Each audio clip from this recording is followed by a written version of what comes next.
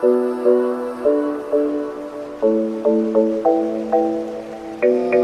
welcome back. Thank you for coming back. Hey, I wanted to share something with you real quick before we get started. Go ahead and subscribe to the channel, like, comment below, all that good stuff. That way we can stay connected. And if there's a topic or a thought that you want me to touch on, share that in the comments and I'll do my best to find the information or the answers or whatever, and we'll go from there. Deal? Deal. So, how many people have access to you? The question I want to ask, how many people have access to you? How many people are there that can just walk up to you at any minute, just walk up to your house, knock on the door, just come on in, call you, whatever, at any time? I believe that we oftentimes make ourselves too accessible to people, or we make ourselves accessible to too many people. Forgive me. We make ourselves accessible to way too many people.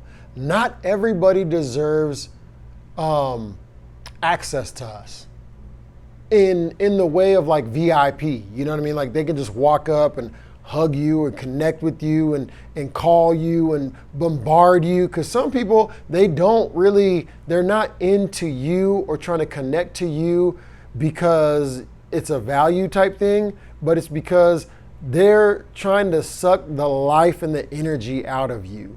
They may not know that they're doing this, but that's what they do. And we allow too many people too much access. I think that we really have to protect ourselves. You have to protect your mental health, your emotional health. You have to protect your financial health.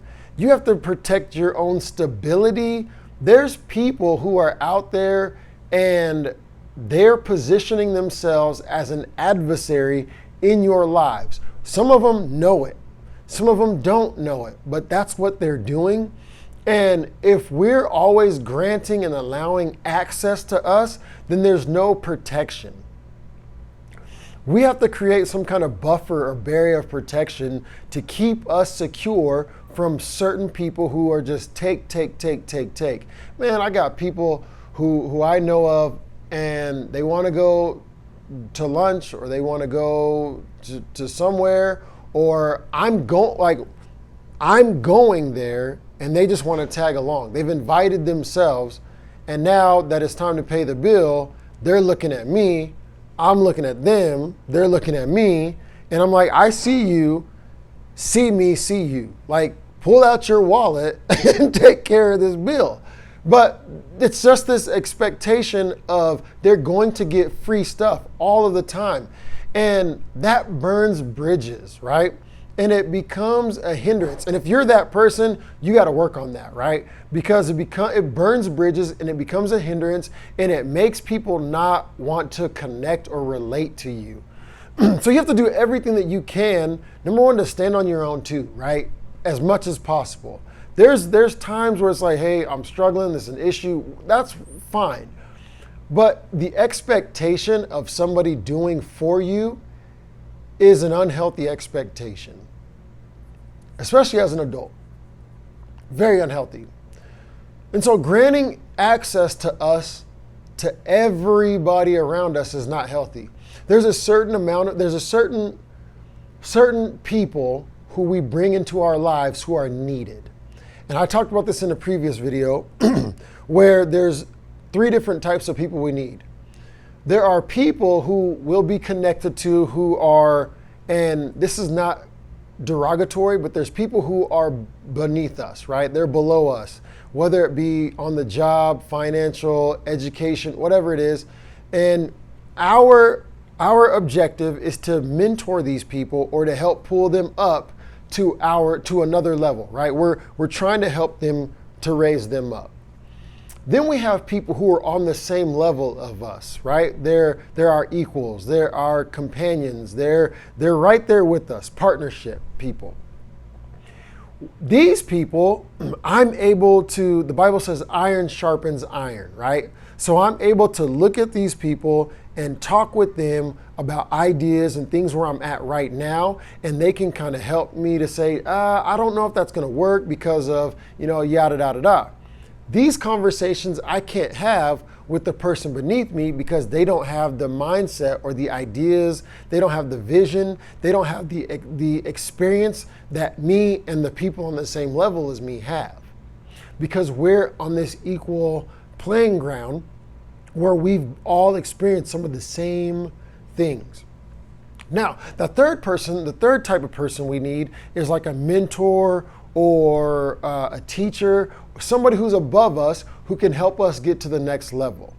Now, in this, I've got several friends. I've got several pastors who are my mentors and religious leaders. I know people who are millionaires, multimillionaires, who I try to connect with as much as possible to try to help get me to that next level.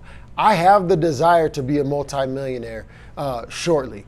And so with that, I need these three different kinds of people. The people who are, so let me backtrack. So the people who are beneath me, I have to pour out into these people and to invest in these people. If my cup is always overflowing, if my cup is full, let me say this. If my cup is full, there's no room to pour in anymore. But I have to pour out to people below me so that their cups can be filled up and my cup can keep being filled. The more I pour out, the more that I get, right? The more that I get, the more I'm responsible to pour out. The same thing with the people on the same level as me. The Bible says in Psalms 23 that my cup runneth over, meaning that as I'm on this playing field with these same people, my cup runneth over, and now we're mixing these juices together and we're able to grow with these same people. But there's always somebody above me who's pouring into my cup. So it's a trickle effect. They pour into me, it pours out to us, and we're pouring down. And we're always trying to help elevate somebody to another level. That's how real growth happens, is by helping other people to get to the next level in their lives. Whether it be spiritual, financial, education, as a parent, maybe you know somebody whose marriage is struggling and you're like, I've been there. Let me help you. These are the things that we did. These are the steps that we took. This is how we got our marriage back on track. This is how I stopped smoking. This is how I stopped drinking. This is how I broke the addiction to pornography. This is how I was able to purchase a house. This is how I was able to get my investment property. This is how I was able to, whatever it is, this is how I was able to do it. And now you're able to help somebody else get to that next level in their lives, their careers, or whatever it looks like. This is important stuff. This is the power of relationship, the power of partnership, and the power of access. We have to be strategic in who we give access to.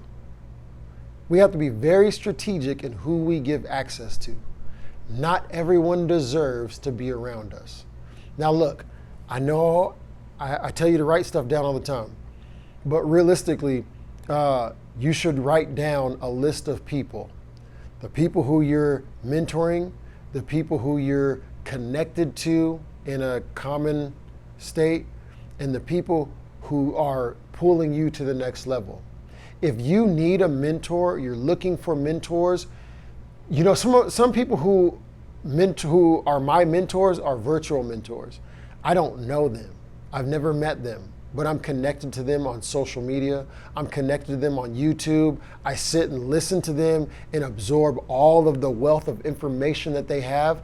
And it mentors me and it helps my mind to break past the barriers that are in my mind. And so now I can really start to see things from another perspective. I encourage you to do that. I pray that I'm that for you and for anybody else who needs it. Because really, man, failure is not an option. And I need you, you need me, and we all need each other to be successful and to grow in where we're at. Stop giving people so much access. Be at peace. Be healthy and be happy. And yeah, we'll see you in the next one.